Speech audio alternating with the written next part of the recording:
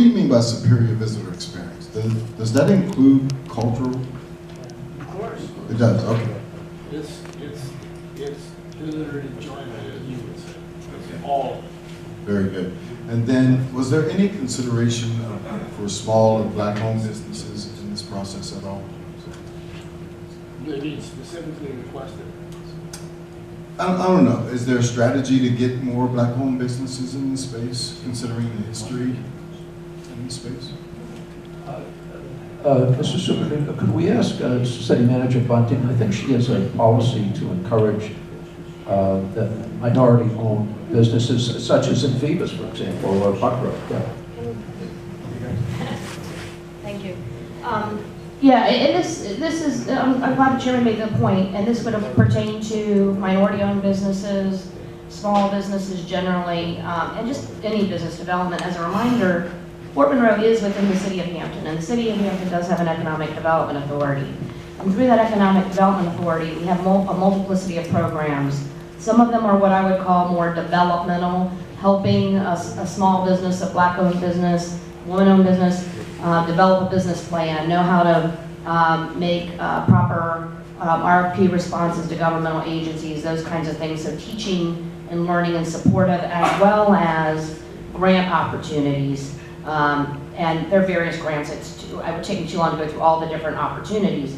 But my point being that those opportunities extend to any business that would come here if they qualify, because Fort Monroe is part of the jurisdiction of the city of Hampton, and we've long offered that the EDA, the Economic Development Authority of the city, wants to partner and will partner actively, and Glenn has been very open to that with businesses that want to locate on Fort Monroe. They're eligible for all of the same loan, grant, seminar, supportive assistance opportunities, and the city does have a small and minority business program.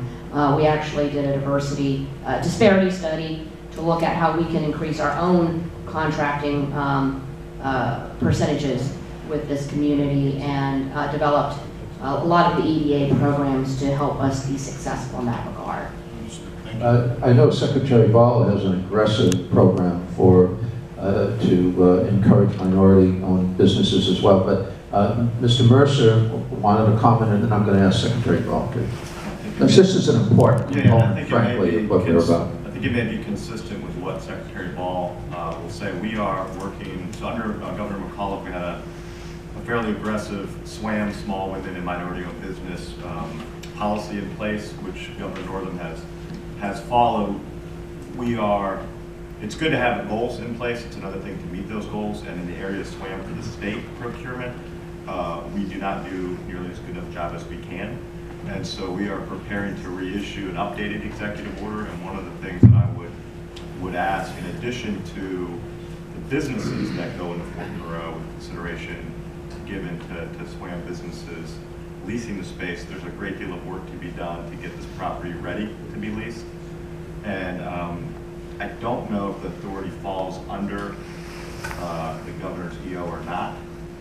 It might not, but I would encourage, when that executive order comes out, for the authority and the members to consider supporting and assuming that you do come under that authority. But especially here in Hampton Roads, there has been some very visible debates around access to capital and the work of minority developers.